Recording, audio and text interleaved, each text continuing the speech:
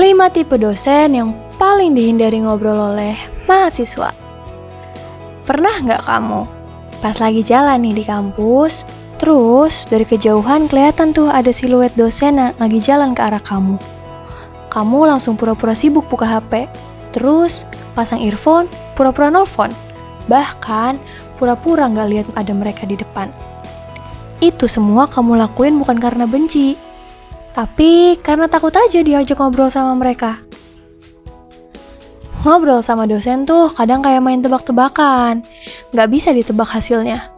Ada yang bikin senang, ada juga yang bikin nyesel.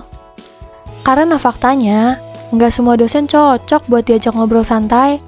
Ada yang terlalu kaku, ada yang terlalu bersemangat, dan ada juga yang kalau udah mulai ngomong, kamu nggak bakal bisa pulang sampai setidaknya 2 jam ke depan.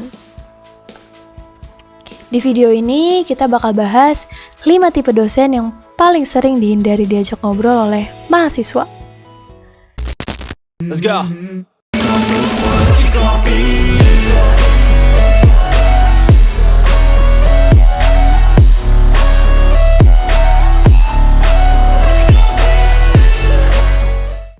Dalam mengerjakan ini, semester panjang dan kerja etnografis, kami mengamati secara langsung fakta di lapangan dengan menguping pembicaraan informal mahasiswa dengan dosen, baik yang dilakukan di kantin, parkiran, lorong, taman, sampai-sampai depan toilet sekalipun. Dengan metode mendengar senyap, kami memastikan data yang kami peroleh cukup akurat dan bisa dipertanggungjawabkan dalam forum gosip di Warmindo atau angkringan langganan teman-teman. Berikut temuan kami. 5 dosen paling dihindari ngobrol oleh mahasiswa. Nomor 5. Dosen dialog lintas topik. Niat awalnya nih cuma mau nanya, "Pak, besok masuk offline atau online ya?" Tapi endingnya malah diajak ngobrol 45 menit soal etika akademik dan sejarah pemikiran Yunani kuno. Dosen ini punya kemampuan luar biasa, yaitu bisa ubah obrolan simpel jadi sesi teori-teori yang belibet. Saking bersemangatnya, obrolan lebih lengkap bahkan daripada materi pas beliau ngajar di kelas. Sebagian besar mahasiswa ahli titip nyawa di kelas nggak suka sama dosen model ini, ada 1-2 mahasiswa yang sangat menyenangi ngobrol sama mereka. Tapi kalau dipikir-pikir, lebih banyak mana sih mahasiswa yang cuma titip nyawa sama yang suka bahas teori? Nomor 4. Dosen auto-judgmental. Baru buka obrolan dikit, langsung tuh dihakimi. Kamu tuh ya, mahasiswa sekarang terlalu santai, gak pernah baca buku. Padahal, tadi baru mau nanya referensi yang mau dibagiin tuh yang mana.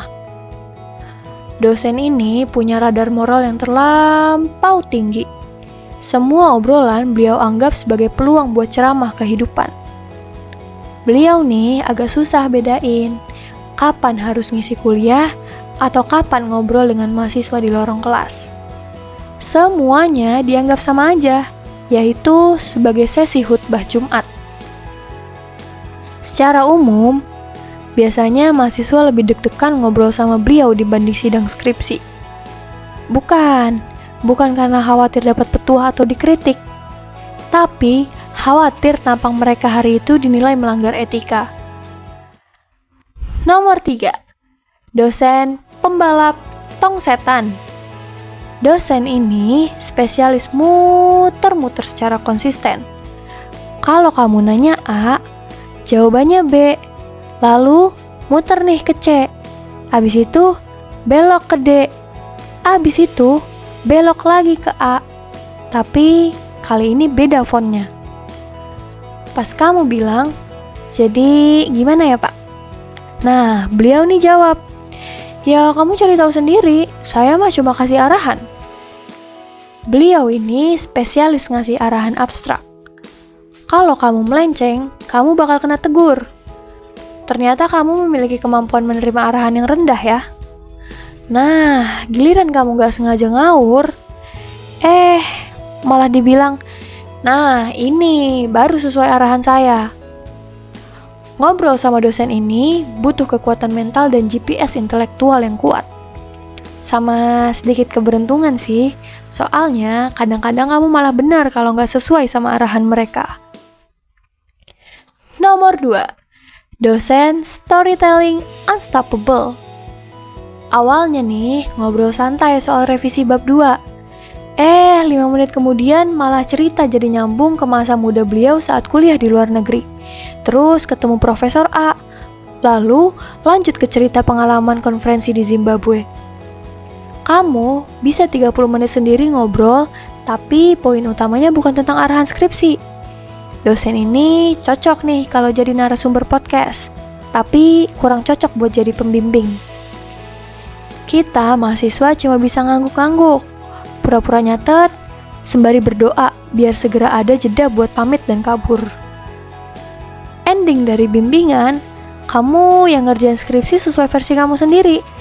Karena kamu nggak mau kan cerita-cerita Profesor A atau konferensi di Zimbabwe tiba-tiba muncul di naskah kamu.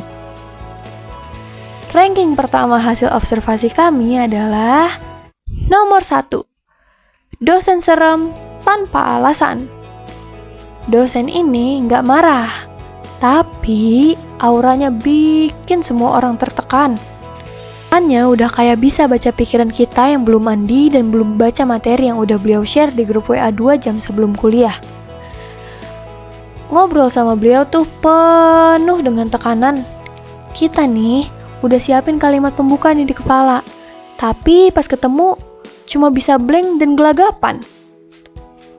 Beliau nggak menyeramkan karena beliau galak, tapi karena kita nggak ngerti gimana sih cara ngomong yang aman. Bagi mahasiswa yang malas baca, dosen ini tampak kayak perpustakaan berjalan. Sedangkan bagi mahasiswa yang cuma nebeng duduk di kelas, dosen ini tampak kayak punya harapan besar bahwa mahasiswa bisa jadi penerus bangsa. Semuanya jadi serba nggak klop kan? Bahkan bagi mahasiswa aktivis yang suka baca, mereka dibuat minder sama dosen ini, gara-gara dirinya tampak terlalu jauh untuk dijangkau. Jadinya nih, tingkat serem mereka itu susah untuk didefinisiin. Jalan terbaik emang mending gak usah deket-deket.